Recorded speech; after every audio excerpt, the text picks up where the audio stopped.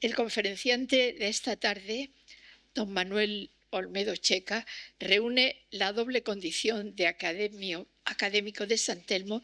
Es uno de nuestros académicos más antiguos, elegido en 1992, y también el numerario de la Academia Malagueña de Ciencias.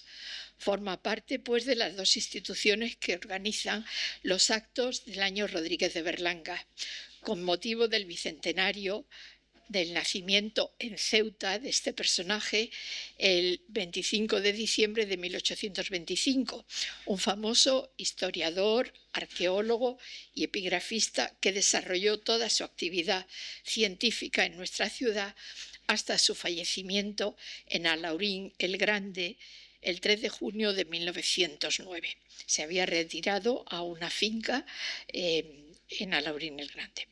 Pero la relación de Manolo Olmedo conmigo y con otros compañeros empezó por temas de investigación y es muy anterior a 1992. Empezó a través del agua. Manolo Olmedo es ingeniero técnico industrial y ha participado en proyectos de saneamiento, problemas de inundaciones y del río Guadalmedina, un tema de interés común porque ahí enlaza el acueducto de San Telmo con todas sus derivaciones y en el que orientó y ayudó mucho a mi discípulo, el malogrado Pedro Dabó, cuando realizaba su memoria de licenciatura y que le agradezco mucho, lo mismo que la ayuda que siempre ha dado a todos los que hemos ido a pedírselo. Ha publicado más de 30 libros y muchos artículos y sus intereses de investigación se han diversificado. Es conocida la amplia actividad investigadora que Olmedo viene desarrollando desde hace muchos años en temas diversos relacionados con Málaga y con ilustres hijos de nuestra ciudad y provincia.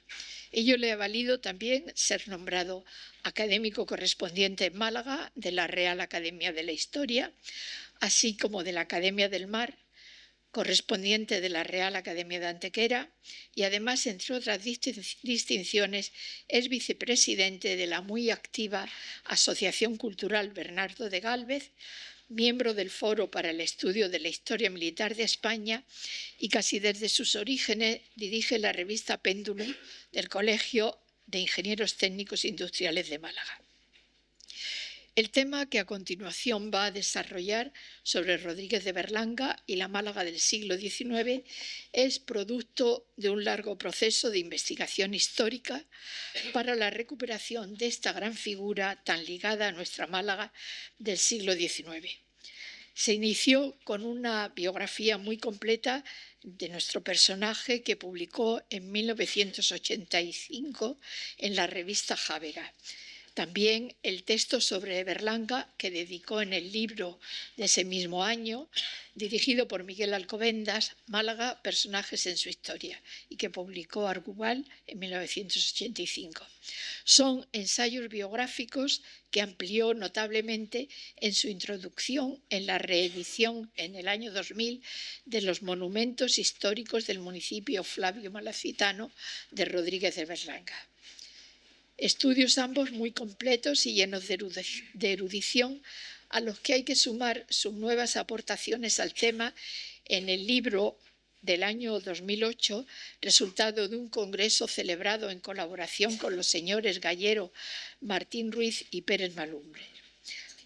Unos años antes y editado en colaboración con el Ayuntamiento de Alhaurín el Grande, el libro Manuel Rodríguez de Berlanga, Liber Amicorum, y el que en el 2011 le publicó nuestra Real Academia de Bellas Artes y que lleva por título Manuel Rodríguez de Berlanga, cartas a Emil Hübner, conservadas en una biblioteca de nombre imposible para mí de Berlín. Es un libro muy interesante porque esas cartas, indudablemente entre los dos, iba a decir eruditos, pero eran algo más que eruditos, dos sabios, pues abren una serie de vías de investigación. A Rodríguez de Berlanga, nuestro conferenciante de hoy, ha dedicado asimismo, con motivo de algunas de sus efemérides, varios artículos en el anuario de la Real Academia de Bellas Artes de San Telmo, que por cierto hemos dejado algunos anuarios en el banco que hay allí y al salir pueden coger los que quieran. Y también ha publicado en la revista Péndulo, publicación en cuyo último número ha escrito un denso trabajo dedicado a celebrar el bicentenario que aquí nos convoca y cuyos actos, junto a mi compañero Fernando Orellana, presidente de la Academia Malagueña de Ciencias, y a los académicos Olmedo y Rodríguez Oliva, que es vicepresidente segundo de la Academia de San Telmo, tuve el placer de presentar el día 23 de octubre de 2025 en un acto público que celebramos en el Salón de Actos de nuestra Academia, en este mismo Palacio de la Aduana Museo de Málaga, y que vamos desarrollando a lo largo de estos meses. Hoy es la segunda conferencia. María José Berlanga, que es vicerrectora de Cultura de la Universidad, dará la próxima, y también contamos con otro catedrático experto que vendrá para dar la conferencia de junio. Y ahora les dejo con don Manuel Olmedo.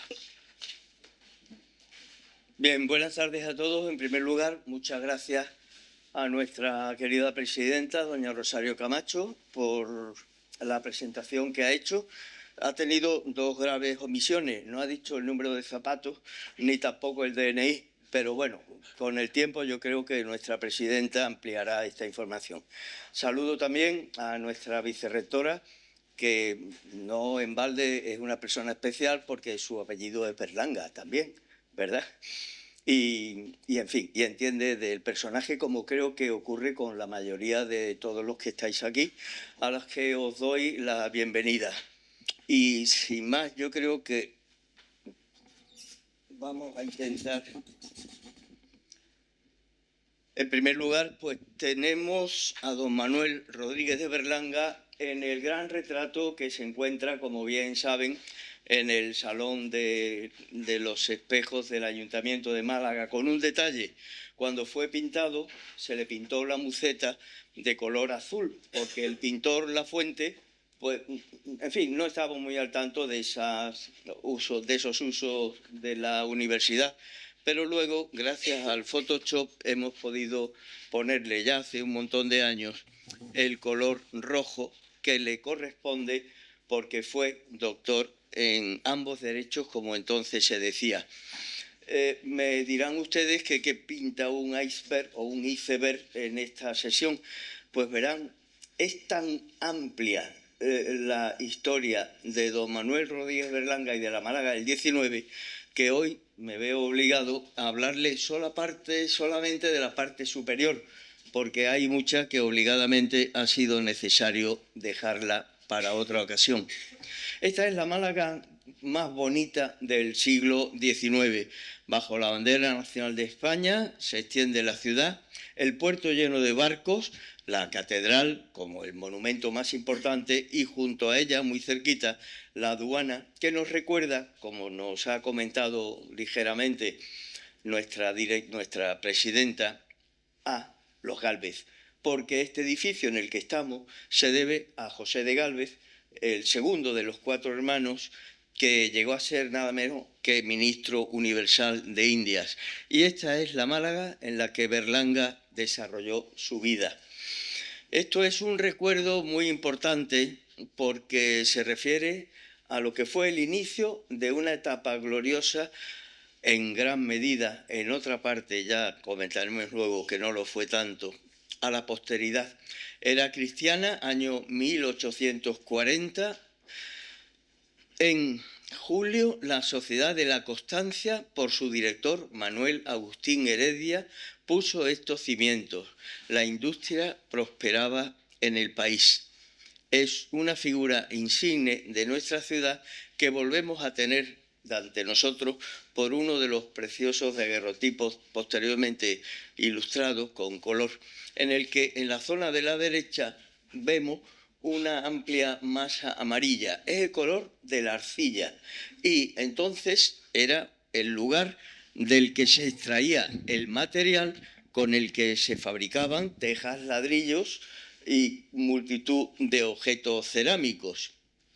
Y esta arcilla se extraía cortando verticalmente ese gran manto de arcilla, como hemos dicho, y en una de esas cortas apareció por dos obreros que estaban extrayendo el material, apareció una placa de bronce que ellos, lógicamente ignorantes de qué se trataba aquel objeto, pues se apresuraron a llevarlo a un velonero al que luego nos referiremos, un fabricante de velones que se encontraba al final de la calle Compañía.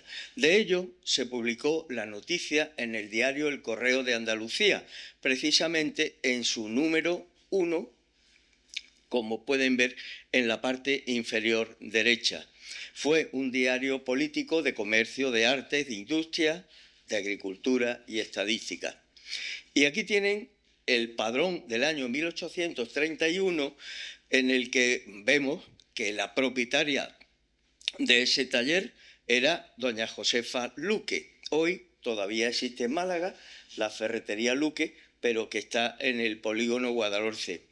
Y aparece aquí como la dueña de la fábrica de velones con B, y luego los operarios que allí trabajaban, que eran varios.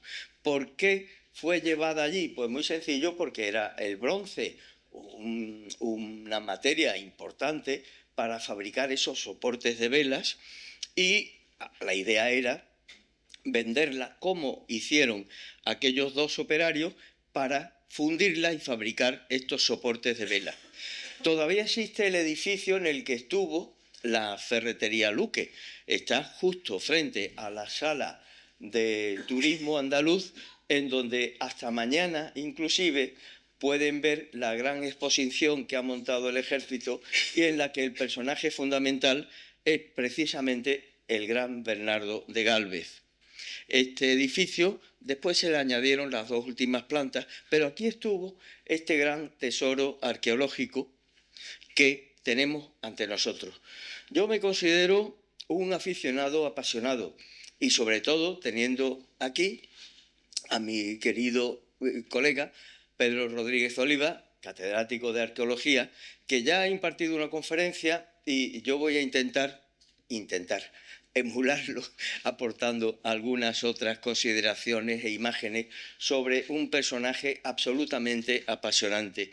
Esta es la Lex Flavia Malacitana, que fue promulgada en el año aproximadamente 81 de nuestra era, cuando era emperador de Roma Tito Flavio Domiciano.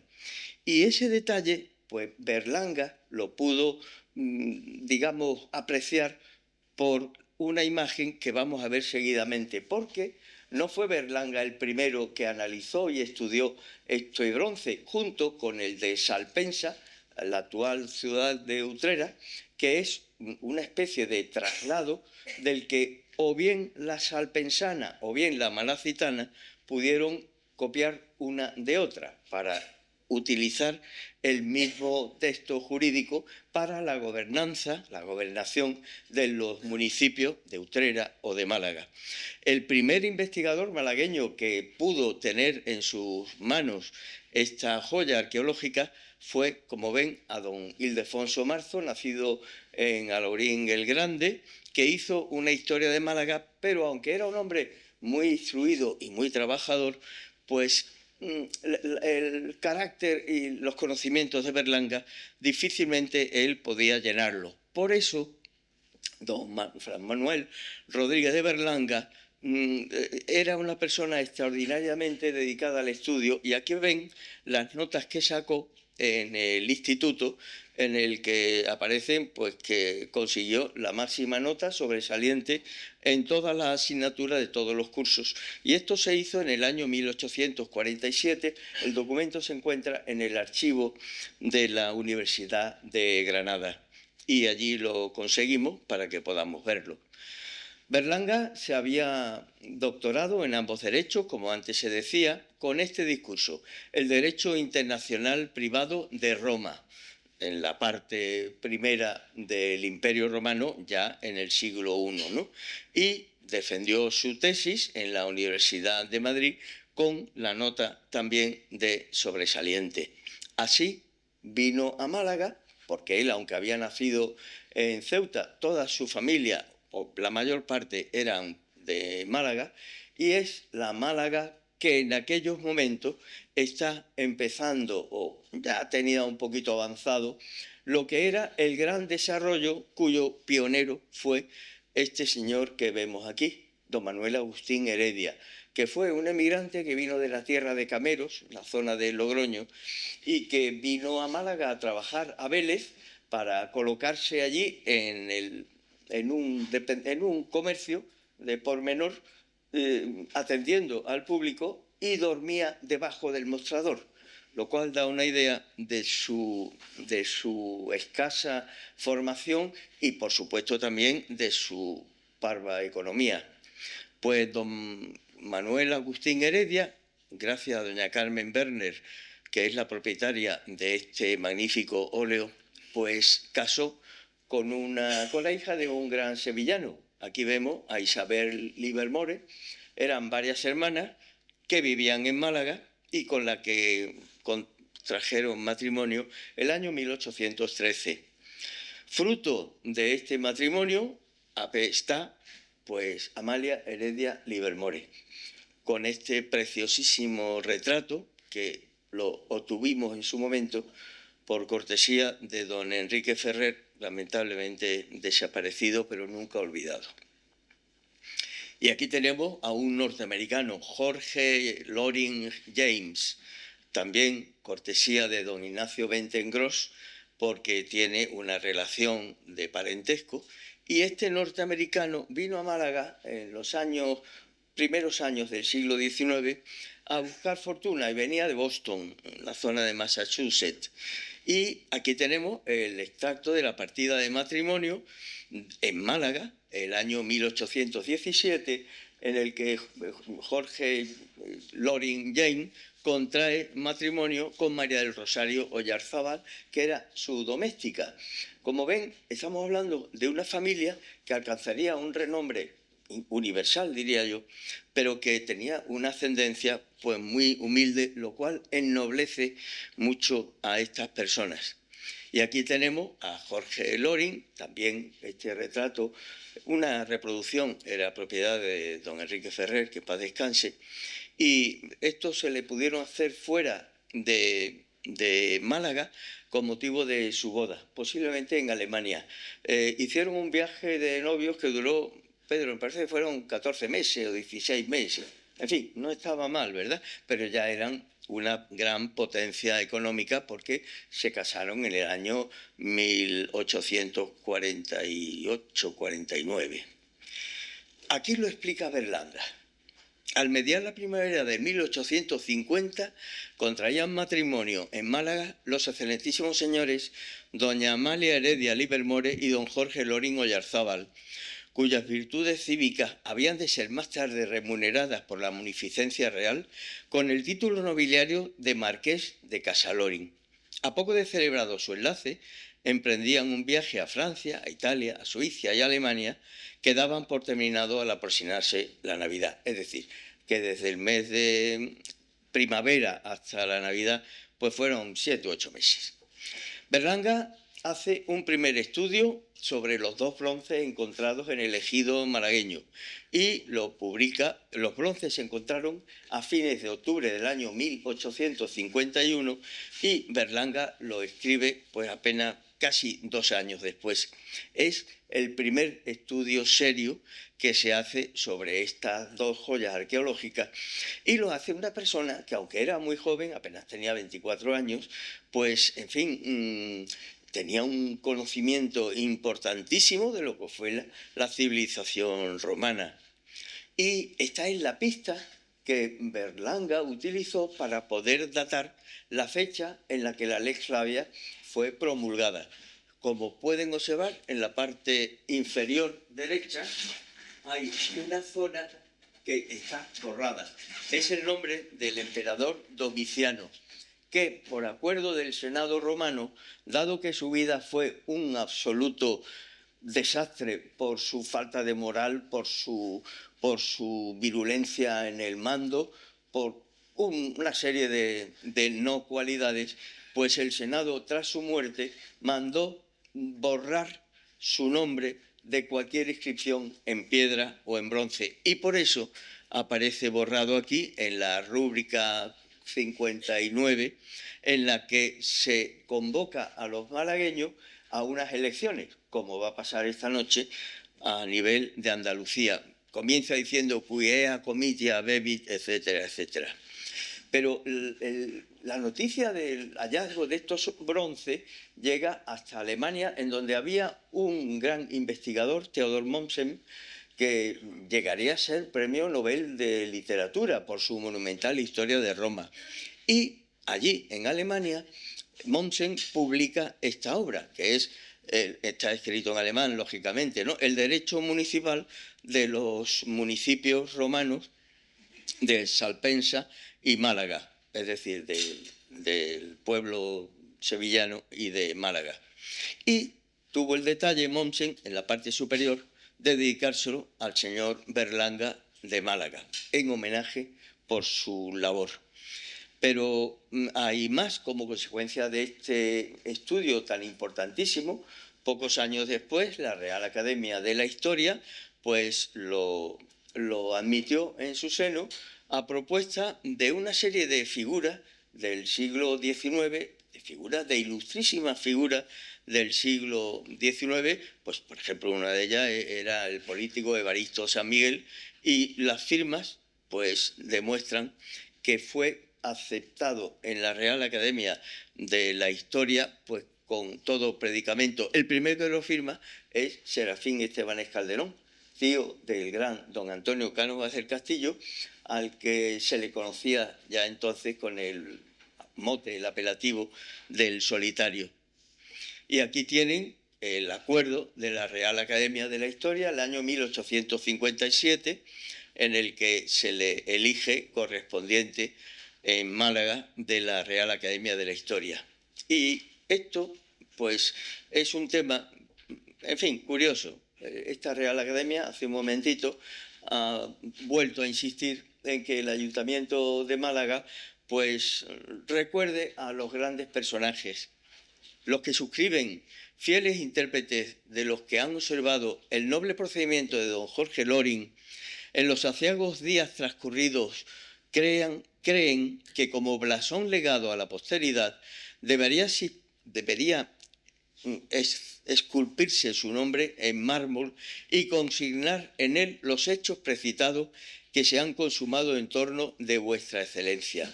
¿Por qué? Porque en Málaga hay una epidemia de cólera y cuando todos los malagueños que pudieron se fueron de la ciudad, muchos de ellos tenían pequeñas propiedades, por ejemplo en Los Montes, o en Churriana, o en Torremolinos, o en Cártama, ¿no? Y en Málaga se quedaron los que no podían irse porque no tenían ni medios de fortuna, ni otras libertades como los demás. Pero los Loring se quedaron y, entre otras buenas acciones, y se hicieron cargo de todas las medicinas de las boticas malagueñas para que se le pudieran dar gratis a los enfermos. Por tanto, decían los que firmaron en septiembre de 1855 este manifiesto, este mármol colocado en el salón de sesiones de este excelentísimo ayuntamiento perpetuará su memoria y presentaría a la vez uno de los mayores ejemplos de la caridad cristiana. Me parece que no está puesto. Y esto no es el AVE, esto es la locomotora del ferrocarril Córdoba-Málaga, que fue una de las grandes iniciativas de Jorge Loring junto con otros patricios malagueños de la época. Corresponde al proyecto que se conserva en Madrid en el Archivo General Ferroviario, junto a Atocha. Y este es el título que le concede la reina Isabel II a Jorge Loring. El blasón lleva el mote faire sans dire, hacer sin decir. ¿Y qué cosas se hicieron en Málaga? Pues empezaron con las ferrerías, las fábricas de tejido, otra fábrica, la de ácido sulfúrico, por ejemplo, la acción contra el cólera, como hemos hablado, contribuyeron a construir el Hospital Civil, que todavía, en fin, yo soy usuario a veces, ¿no?, del Hospital Civil. Fundaron el Banco de Málaga, construyeron el Asilo de San Manuel en la plaza de hoy de las Hermanitas de los Pobres, donde está el grupo escultórico de los Gálvez, ¿no? Hicieron un plan de urbanismo. Se preocuparon del Guadalmedina. Jorge Loring diseñó un proyecto con otro ingeniero de camino para poder encauzarlo, cosa que también, en fin, habría que hablar un día de eso, ¿no? Respecto al ferrocarril, fue el que unió a Málaga con la red ferroviaria, construyendo el tramo hasta Córdoba. Se preocuparon por el puerto, aunque tardó mucho en iniciarse las obras. Las aguas de Torremolinos fueron las que resolvieron durante casi 3/4 de siglo el abastecimiento de Málaga. Construyeron la Plaza de Toro por el arquitecto Rucova, ¿no? Y los terrenos ganados al mar que se dedicaban en principio a ser vendidos para solares, pues no lo fueron gracias al gran Cánovas del Castillo. Y en esos terrenos se construyó nuestro parque. Claro, lo que tiene gracia también es que cuando Cánovas es asesinado el 7 de agosto de 1897, al día siguiente el Ayuntamiento de Málaga adoptó una serie de acuerdos, entre ellos erigirle una estatua. Tardó 78 años. Otro acuerdo fue una lápida en el Salón de Sesiones. Tardó 112 años y se puso gracias a la iniciativa de esta Real Academia. En fin, ¿para qué les voy? Y otra de las grandes iniciativas fue un plan general de alcantarillado que diseñó otro extraordinario ingeniero de caminos, famoso, que dio nombre al Paseo de Sancha, don José María, que además tiene una derivada importantísima. ¿Por qué? Porque en ese plan de alcantarillado había que intentar construir un gran colector para dar salida a las aguas residuales y pluviales del centro histórico. Y para eso Sancha propuso derribar un montón de casas viejas para que por ella pasase ese colector, y así nació la calle Larios. Fíjense qué cosas más interesantes. Esta etapa de desarrollo tuvo dos grandes problemas: el fin de la guerra carlista, con lo cual las ferrerías de Heredia de Málaga pues quedaron prácticamente anuladas, porque con la paz en el País Vasco, el hierro de los vascos y el carbón al lado de los asturianos hicieron que los productos metálicos malagueños no tuviesen salida. Y por último, ya casi en los últimos 15-20 años, el gravísimo problema que produjo la plaga de filoxera, que acabó con creo que el 80 y tanto, el 90% de las vides malagueñas. Y así terminó, por aquella etapa finisecular, el gran recurso económico de los vinos de Málaga. Esta imagen estoy seguro que la conocen, porque además tenemos aquí al presidente de la magnífica Asociación de Amigos de la Concepción, y es el cenador en donde creo que hemos estado todos. Pues bien, este cenador se le debe a la familia Loring, como bien saben, y se hicieron una foto preciosísima en la que de izquierda a derecha está primero Jorge Loring, a su lado Amalia Heredia, de pie alto don Manuel Rodríguez de Berlanga, a su lado, abajo, su esposa, un sacerdote, la madre de Jorge Loring, y después una serie de amistades con sus familiares. Es una foto extraordinaria porque permite comparar pues cómo se mantienen las cosas cuando se les pone cariño, cómo hicieron los marqueses de Casa Loring, cómo hicieron sus sucesores y cómo hacen hoy en el Jardín Botánico la asociación. Esta es una ampliación, es un hombre alto con un mostacho muy característico, siempre serio. Y aquí tienen lo que es el proyecto de la Concepción, que nunca fue un palacio, fue una hacienda de campo. La diseñó un arquitecto alemán, Schmidt-Busch o algo así, y lo conseguimos gracias al letrado malagueño Antonio Checa Gómez de la Cruz. Y esto es una pequeña población muy cerca a la nuestra, que es Cártama. Allí se localizaron un montón de restos arqueológicos y en gran parte aquí se conservan en la aduana, porque tuvieron un tratamiento muy efectivo y afortunado. En esta pequeña población de Cártama se descubrió hacia el año 1859 un precioso mosaico que hasta hace apenas 20 años pues solo conocíamos las imágenes en blanco y negro de este mosaico. Pero gracias a un gran amigo, yo siempre he ido por la vida pidiendo favores, y en este caso el favor se lo debemos a don Ángel Sánchez Blanco, que ha sido catedrático de Derecho en la Universidad de Málaga, que tiene relaciones familiares en el País Vasco, y fue el que consiguió que pudiéramos visitar el panteón de la familia Echevarría Echevarrieta en el cementerio de Guecho, que aquí tienen a los familiares con nuestro querido Ángel, y el mosaico de los trabajos de Hércules, que es una maravilla. Los 12 trabajos de Hércules, y aquí tienen una representación que fue traído desde Cártama a la Concepción y allí fue restaurado por un técnico italiano que era Leonini, se llamaba. Y aquí dejó huella del trabajo que había hecho. Está escrito en latín, es el mosaico de Jorge Loring, procedente de Cártama, etcétera, etcétera, con la fecha y demás.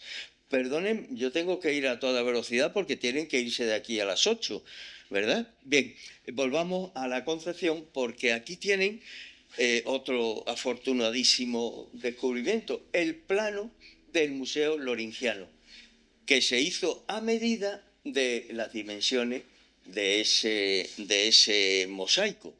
Y este lo hizo un arquitecto alemán también, Guillermo Stark, y las características más singulares es que es una reproducción de un templo tetrástilo, porque tiene 4 columnas tetra, próstilo, porque estas columnas están separadas de la fachada, y eústilo, porque la separación que hay entre las columnas centrales es un poquito mayor que la separación que tienen respecto a las columnas de los laterales.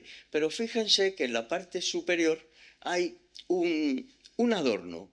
Pues, bueno, aquí tienen la actual situación del Museo Loringiano, que es una de las joyas no botánicas de la Concepción. Y fíjense qué detalle, a mano derecha tienen esa especie de palmeta en el remate del tejado, pero esta otra palmeta que ven a la izquierda es en el tejado, en los tejados del Hospital Civil, que se hicieron prácticamente a la vez, por lo menos se comenzaron las obras. Y es una muestra de la influencia de los Loring en aspectos tan necesarios para nuestra ciudad entonces como era el Gran Hospital Civil. Y aquí pues ya vamos al dinero. Son 2 muestras, un billete de 100 reales y otro de 2.000 reales. Están taladrados, el de la derecha, porque ya estaban fuera de circulación, pero fueron los que se imprimieron con motivo de la creación del Banco de Málaga, cuyo proyecto lo tienen aquí, se conserva en el Archivo Municipal de Málaga. Estuvo situado en la calle Córdoba, donde hoy está el Teatro de Antonio Banderas.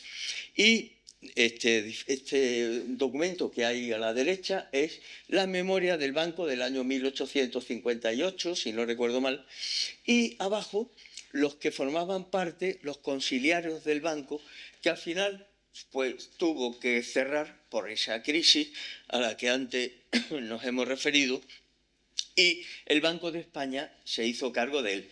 Pero don Manuel Rodríguez Berlanga fue, desde el inicio de este banco, el secretario, desde el inicio hasta la última junta que se celebró. Y aquí la tienen ampliada. La última junta fue el 31 de diciembre de 1874. El distinguido joven, carta que Theodor Mommsen le escribe a don Manuel Rodríguez Berlanga. El distinguido joven Emilio Hübner, de Dresde, a quien nuestra academia ha designado para recoger las inscripciones latinas que existen en España, pasará, según el camino que ha emprendido, por Málaga. Y quiero recomendarlo a ti y a tu amigo Loring, pues aunque respecto a las tablas, con tu obra le has ahorrado todo el trabajo y nada le has dejado que hacer, a no ser el admirar el esplendor de esos monumentos. Las tablas son monumentos históricos, ¿verdad? y tu diligencia podrá, sin embargo, indagar con recto y fácil juicio, bajo tu dirección, todos los restos escritos de la edad romana que se encuentran entre vosotros. Adiós, Valete, como se decía, Berlín, 15 de abril de 1860. El hecho de que Mommsen, un monstruo de la cultura de la romanidad, le escriba esta carta a Mommsen, a Berlanga, dice muchísimo del gran respeto y la gran admiración que el malagueño tenía ante el germano. Y aquí, con estos ojos un poco, en fin, espaventados, ¿verdad?, pues está don Emilio Himmler, que llegó a Málaga cuando tenía más o menos, año más, año menos, esta misma edad.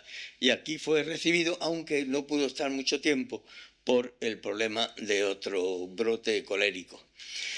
Himmler ha pasado a la historia de la humanidad con esta obra que él comenzó, el Corpus Inscriptionum Latinarum, es decir, el cuerpo de inscripciones latinas que él movió Roma con Santiago para reunir todo testimonio en bronce o en piedra para así poder formar el gran catálogo de estas inscripciones del Imperio Romano. Y este es un detalle muy curioso.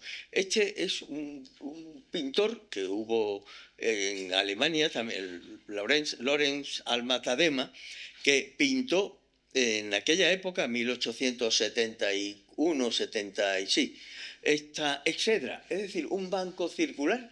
Pues bien, esto llegó a los Loring porque en la Concepción hay una exacta réplica de este banco, de esta exedra.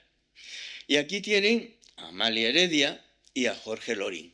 Hay unos versillos que corrieron por la Málaga de aquella época y decían: la señora de la casa se conserva siempre en flor, son sus hijas dos capullos y don Jorge el macetón, porque era, en fin, como pueden ver, un poco bajito y un poco gordito.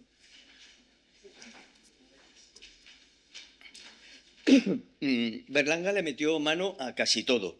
Por ejemplo, la biografía de Sor María de Ágreda, que fue una monja confidente del rey Felipe IV, que además parece ser que tenía una extraña cualidad, la bilocación de encontrarse a la vez en dos sitios distintos. Y también Berlanga estudió y publicó otros nuevos bronces aparecidos en una ciudad portuguesa y en otras en la provincia de Sevilla, ¿no? Y se lo dedicó, este ejemplar, como pueden ver aquí, a la familia Loring, en concreto a la excelentísima señora doña Amalia Heredia, marquesa de Casa Loring. Y Berlanga era un gran latinista y acostumbraba a utilizar fórmulas que ya se utilizaban en la época romana. Que es la dedicatoria a Amalia Heredia, pues entonces era poner el nombre de la persona a la que se le dedicaba, Amalia, y después ponía en Manuel y una F, es decir, a Amalia, hija de Manuel, y después ya seguían los apellidos, Heredia y Livermore. Y luego en latín también, Marchonisa, es marquesa esclarecida de Casa Loring, y se lo dedica el autor Berlanga, con una fórmula de dedit donavit, o sea, dio y donó. Esta es la tarjeta para escribir unas letras de la marquesa de Casa Loring.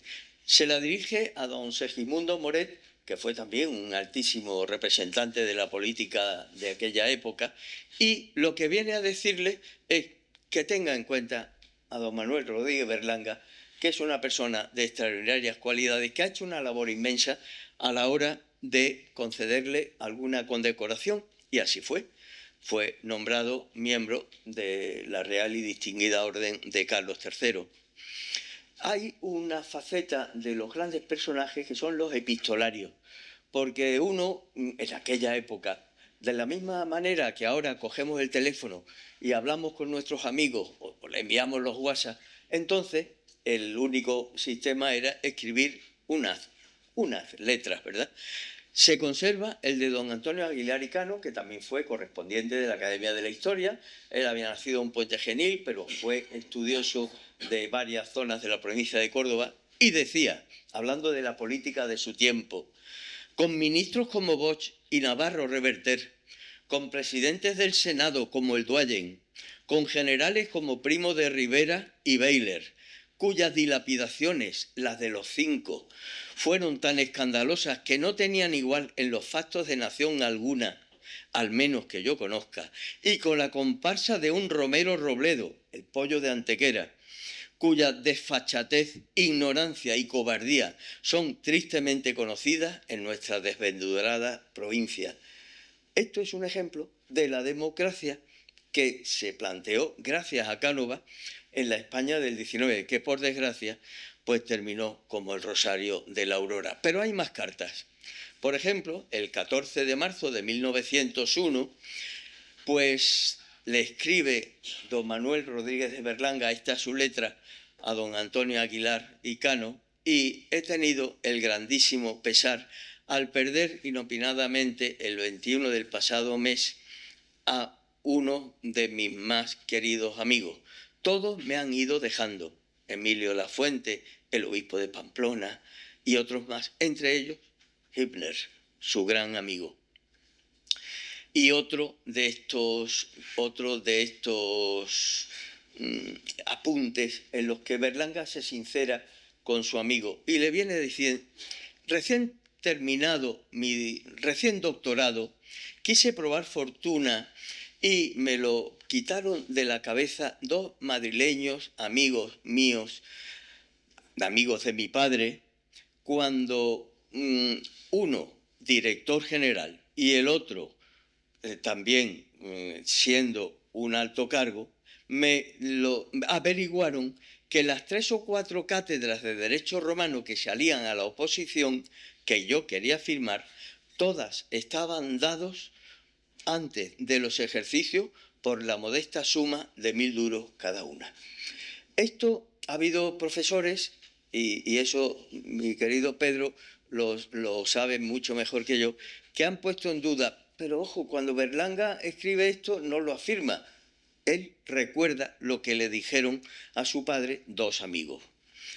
Y otra más es de otro malagueño, que es famoso, nacido en Marbella, si no recuerdo mal, López Domínguez, personaje de comedia sin importancia alguna, que ha llegado a capitán general sin derramar una gota de sangre suya ni ajena, ascendiendo no por méritos de campaña, sino de pronunciamientos y de legislaturas.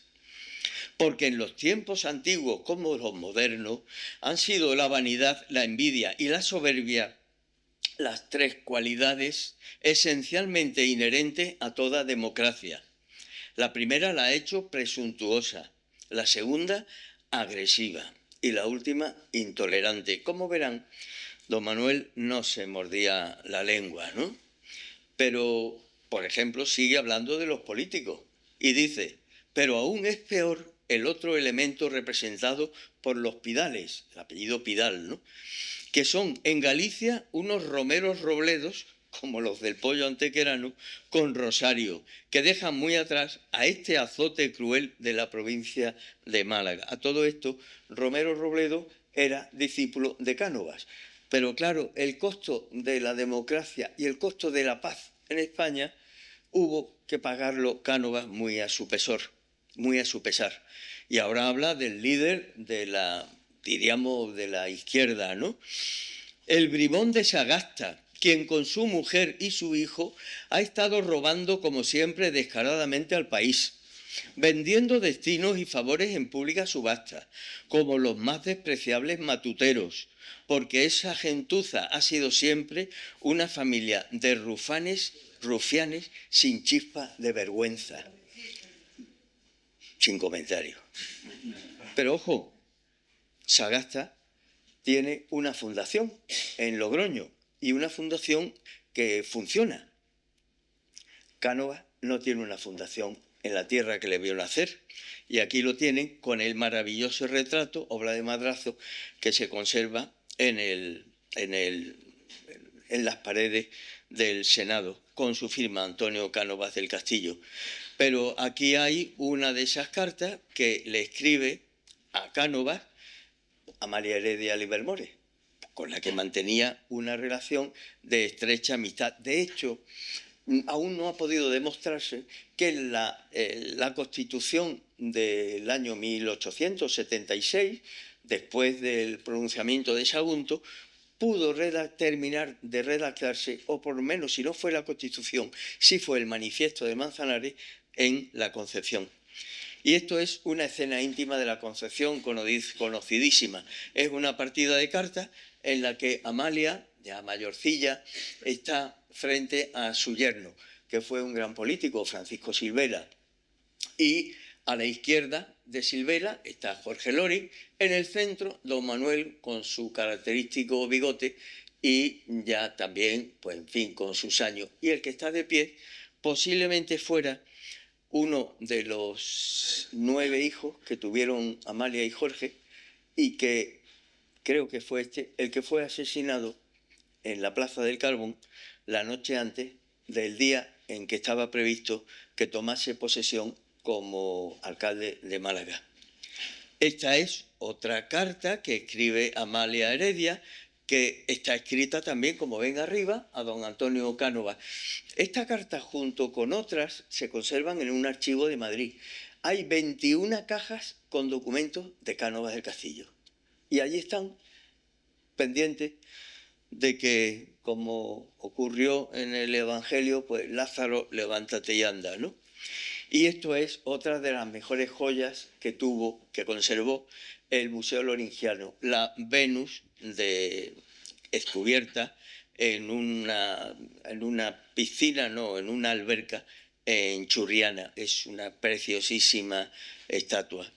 Berlanga hizo el gran catálogo del Museo Loringiano, que se le dio a la imprenta ya en la última etapa de su vida y que él dedicó a los marqueses de Casa Loring. No dedicó, consagró, que es lo que significa la palabra sacrum.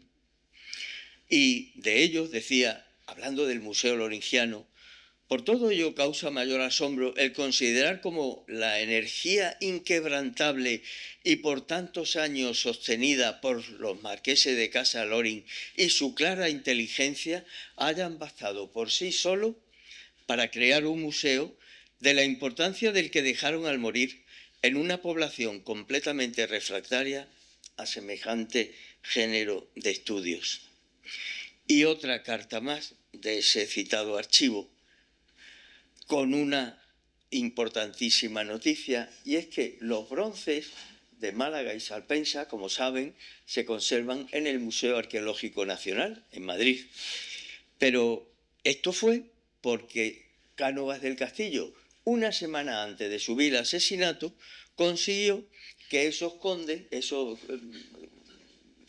esos bronces, no se los llevaran a Alemania porque había una oferta y que los comprase el Estado español junto con otros bronces que también están en el Museo Arqueológico Nacional, y todo ello por 100.000 pesetas. Berlanga tuvo una correspondencia extraordinariamente importante con Emil Hübner y en menor medida con Theodor Mommsen. Gracias a don Javier Miranda, otro malagueño que vive en el exilio de Madrid, pues pudimos conseguir, gracias a esta Real Academia, que fue la que abonó el costo, la reproducción de 381 cartas que constituyen un corpus epistolar importantísimo, porque nos da una perfecta idea de lo que fue la labor investigadora de Berlanga. Y a estos dos grandes germanos los tenemos ahora aquí, Emil Hübner a la izquierda y Theodor Mommsen en Alemania, pero parece que en Alemania no había peluqueros, ¿verdad? Y a ellos dos, pues Berlanga en latín le dedicó uno de sus libros, ¿no? Teodoro Mommseno, Emilio Hübnero, viris eruditissimis, varones eruditísimos y amigos queridísimos del autor.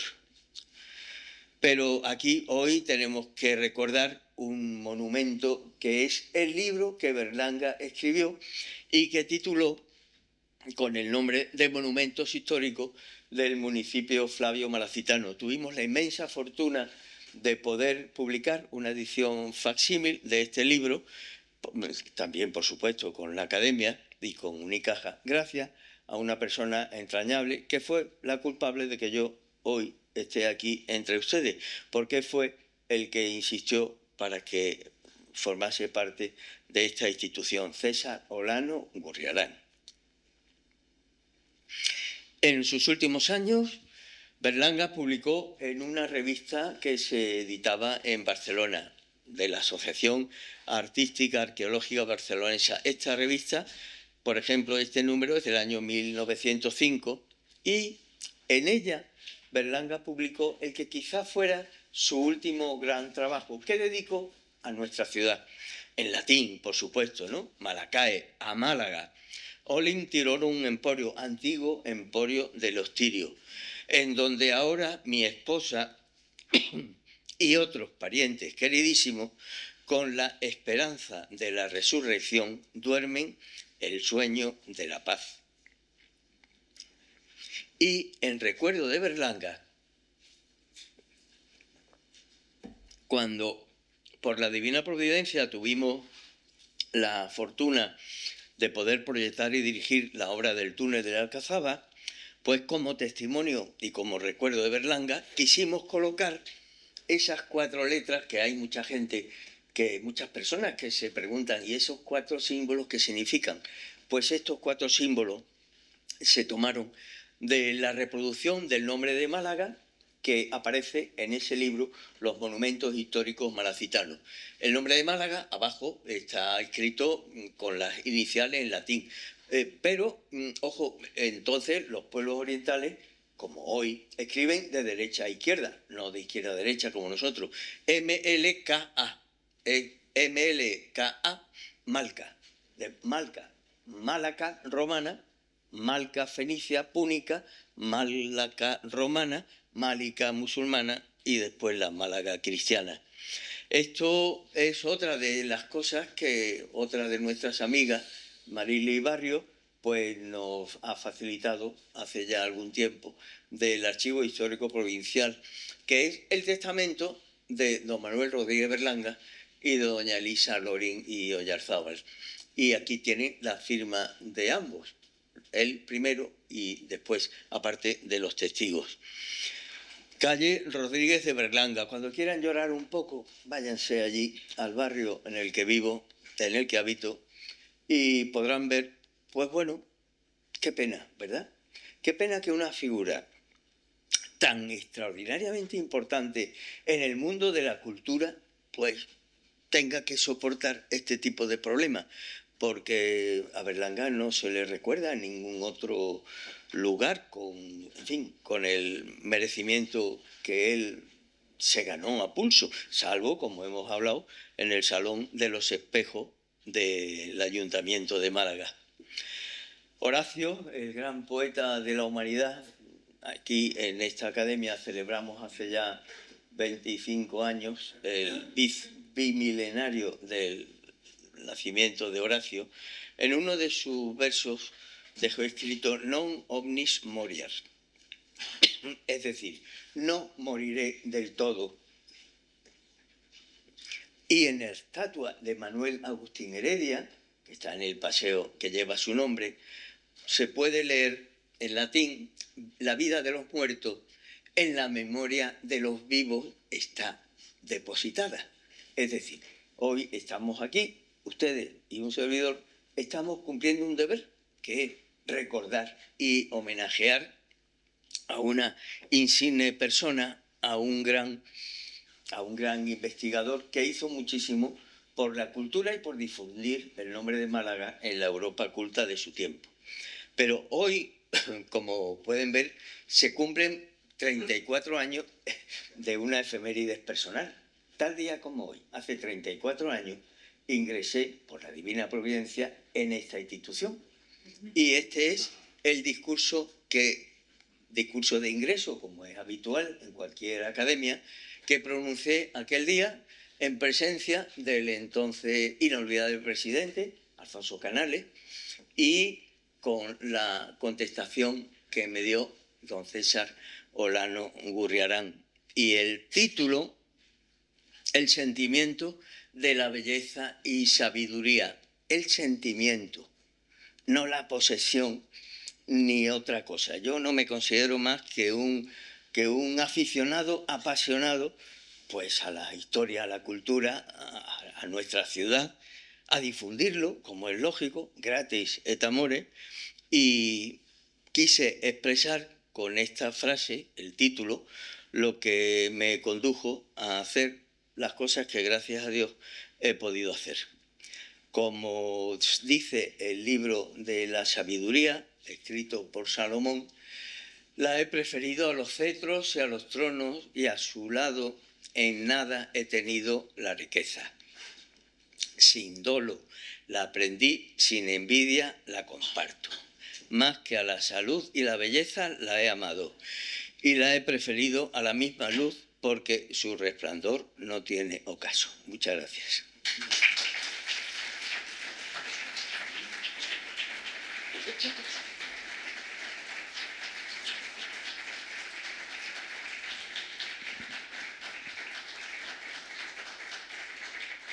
Pues si tienen alguna cuestión que preguntar, ahí está don Pedro Rodríguez Oliva, que sabe mucho más que yo. Es broma, pero bueno, si quieren hacer cualquier comentario, pues encantadísimo de intentar responderle. Y si no, pues muchísimas gracias por vuestra asistencia y hasta la próxima, si Dios quiere. ¿De acuerdo? Sí.